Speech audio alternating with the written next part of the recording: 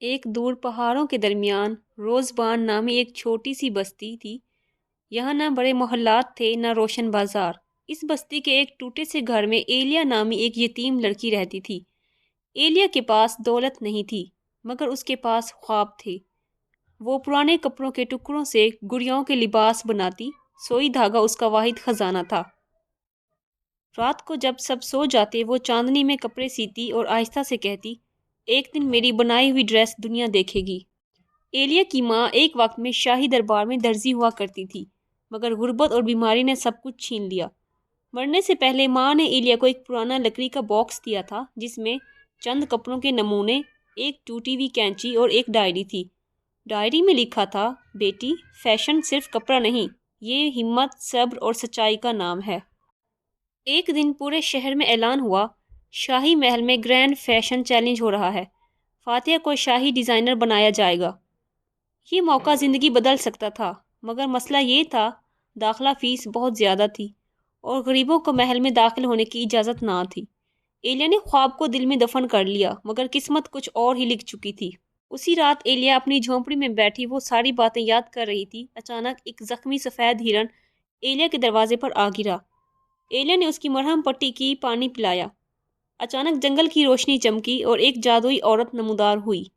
وہ بولی، تم نے لالچ نہیں، رحم چنا ہے، تمہیں ایک موقع دیا جاتا ہے۔ اس نے ایلیا کو ایک جادوئی دھاگا دیا جو صرف سچائی اور محنت سے چمکتا تھا۔ شرط صرف ایک، اگر تم نے غرور کیا تو یہ طاقت ختم ہو جائے گی۔ ایلیا خوش ہو گئی۔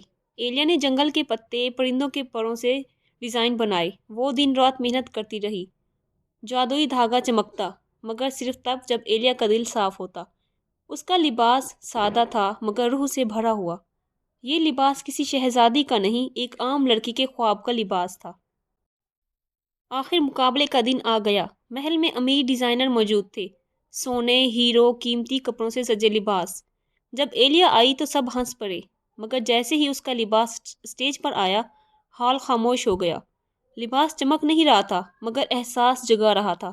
ملکہ کی آنکھوں میں آنسو آ گئے۔ ایلیا کو فاتح قرار دیا۔ ملکہ نے پوچھا، یہ جادو کہاں سے آیا؟ ایلیا نے سچ بتا دیا۔ جادوئی دھاگا فوراً غائب ہو گیا۔ ملکہ مسکرائی، جادو نہیں گیا، اب یہ تمہارے ہاتھوں میں ہے۔ ایلیا اب شاہی ڈیزائنر بن گئی مگر اس نے غریب بچوں کے لیے فیشن سکول کھولا۔